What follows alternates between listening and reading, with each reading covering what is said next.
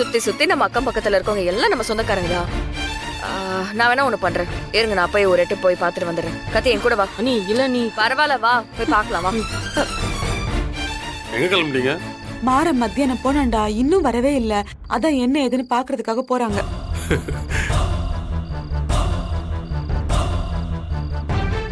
ஏய் எதுக்கு இப்ப சிரிக்கிற? ஏய் வண்டு, நீ அடங்கடா, வந்துட்டான். வீரா, அவனா குழந்தையா வழி தெரியாம தொலைஞ்சு போறதுக்கு? அது போக இது அவன் ஊரு. போனவனுக்கு வர தெரியாதானே? யோ என்ன என்னென்னவோ பேசிக்கிட்டு இருக்க? காலையில போன மனுஷன் இப்ப வரைக்கும் வீட்டுக்கு வரலன்னு சொல்லிட்டு வீட்டுல இருக்கவங்க எல்லாம் பதட்டத்தோட இருக்காங்க. நீ என்னமோ பொறுமையா பேசிட்டு இருக்க. ஏய் அல்லக்கை, நீ கொஞ்சம் அடக்கி வாசி சரியா?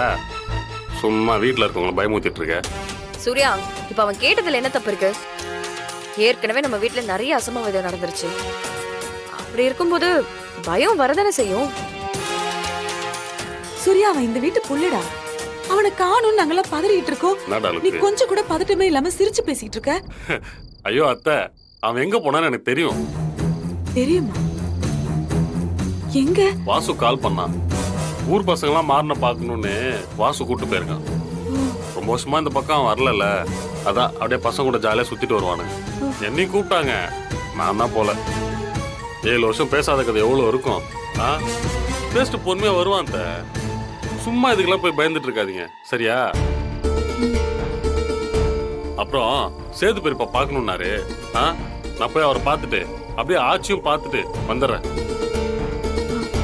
சரி வரேன் வரேன் வீரா. ஏய் போட்டேண்ணா.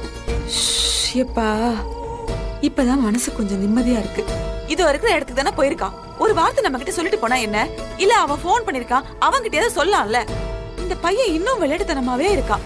கொஞ்ச நேரத்துல எப்படி ஆயிடுச்சு தெரியுமா எனக்கு? எனக்கு என்னமோ இன்னமும் சந்தேகமா தான் இருக்கு.